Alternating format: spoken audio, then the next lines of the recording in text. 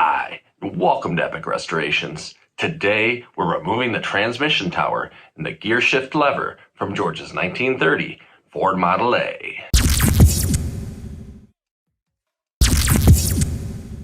In our last episode, we removed the transmission tower from George's 1930 Ford Model A. Today, we're going to disassemble it and inspect the parts to see if anything needs to be replaced before we switch out the 1928-29 style shifter for our 1930-31 style one. Using some plans that we found for a shift lever spring removal tool on FordGarage.com, this week, George and Pat fashioned a tool that we could use to safely remove Henry's killer spring. I'll include a link to the plans that we used in the description of this video below. With the tool built and ready for use, it was time to begin disassembly of the transmission tower. Using jaw protectors to protect the surface of the shifting lever, we placed the tower in our vise and clamped it down. First, in order to remove the pins on the forks, George used a grinder to carefully grind off the mushroomed ends of the two pins.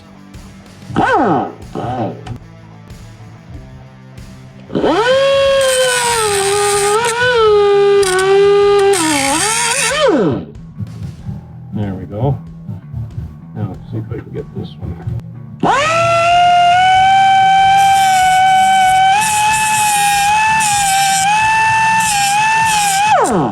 There. Then, using a thin punch, he knocked them down and out of the forks. Okay. I'll get that pin out of there. Now both of these are going to slide easy.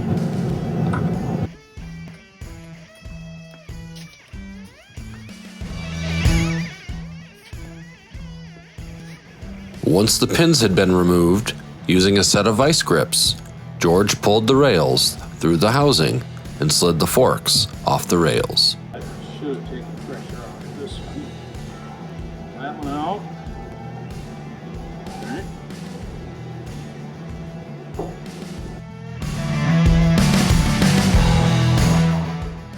Once the rails and forks were removed and out of the way, all we had left to do was remove Henry's killer spring.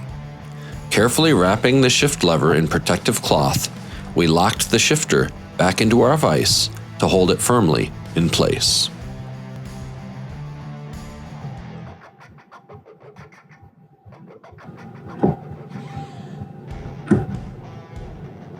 Nice and secure. Now we can see what we're doing. Now you can see that spring down in there, how tight that is. Using our homemade spring removal tool, George fit the tool onto the spring, pressed down to remove the pressure from the keeper, and then, with the help of a flathead screwdriver, a pair of needle nose pliers, and a stick magnet, we pulled the keeper free of the spring.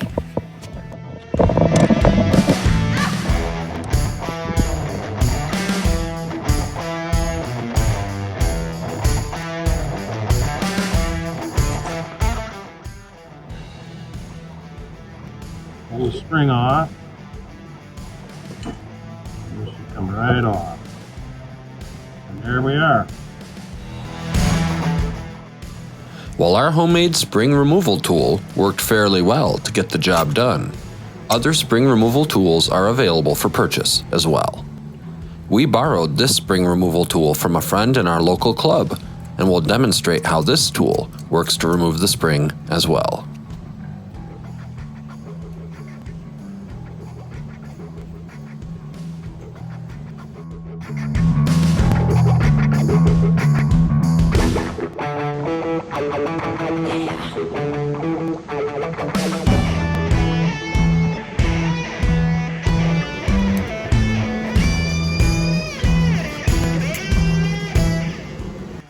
Alright.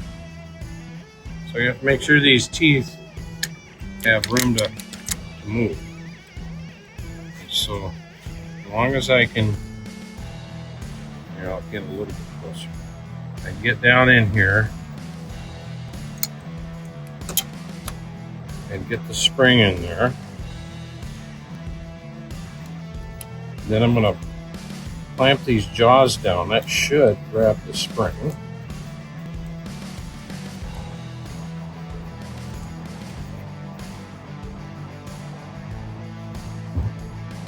All right. I have some line or needle nose ready. Now you'll have to hold that stick shut. Ready? There it goes. And then I can just grab that washer. And then, okay, I got the stick. And there you are. And you can just unhook it from there. Unhook the tool.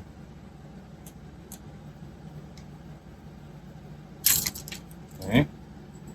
And take the spring out, take the stick out.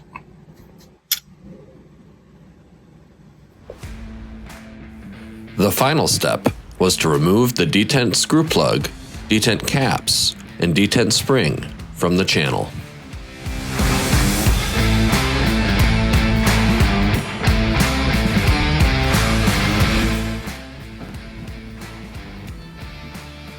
See it down in there. See if I can get it to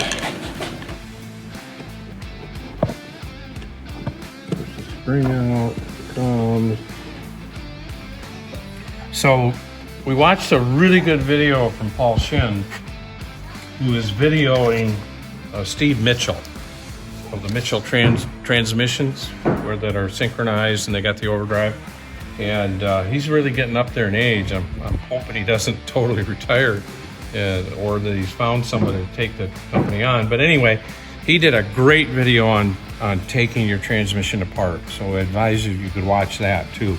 We learned a lot. And then I talked to Steve Mitchell the other day, and in his video, he shows how he uses new detents with washers in them because this spring is not always the same length, and he wasn't able to find a particular Ford spec on how long that spring is.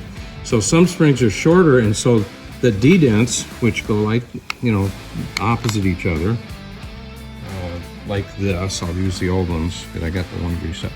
They go on like so. So they're pinched between the two rails, and the rails have these notches in them.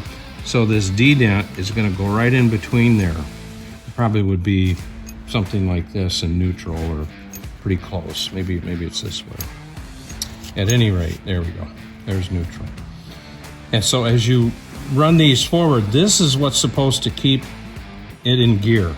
And our old rods, as I talked to Steve, these are kind of pitted.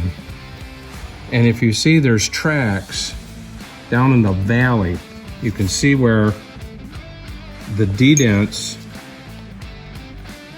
these were tracking and riding down in the valley.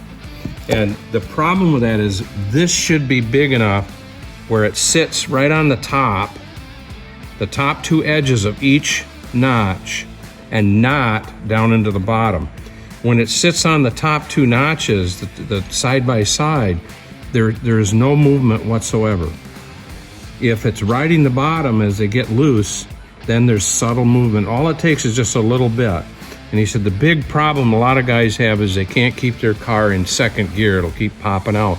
And it's because of these. So on his advice, and he said these are more important, these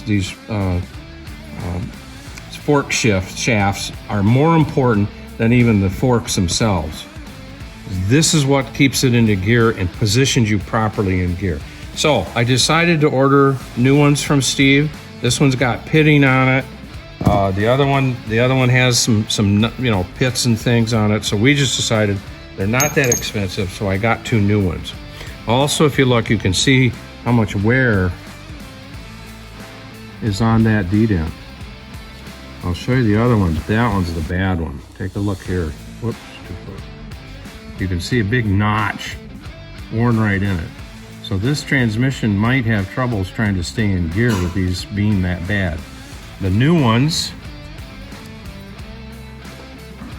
as you can see, are just beautiful. just nice and even. Notice this particular fork has had some painting done onto it. That hole is probably a little too big. And there's also some wear on the surface here, kind of almost as if it was cockeyed. So my friend has another used fork, and they're hard to get right now. They don't make them right now. I think they will, but they stopped making them during COVID. And so, as according to Steve, these are important, but not near as important as these shift shafts that we've got to put in there that they'll mount on. So I'm going to go and take my friend up on, you know, he's got a nice fork. And actually, I think it matches this one. You can see there's some casting marks on this one. So I'm going to look. I think my friend's got one just like this. It's a lot nicer shape. This one, we probably wouldn't have any problem. When I talked to Steve Mitchell, he didn't think we'd have any problem, but I think since I got one available to me, I'm going to do that. With our transmission tower disassembled, it's time to clean it up and get it ready to be rebuilt. Join us next time as we use our replacement parts to rebuild the transmission tower and install our newly butlerized 1930-31 style shifter on the next Car and Driver episode of Epic Restorationz.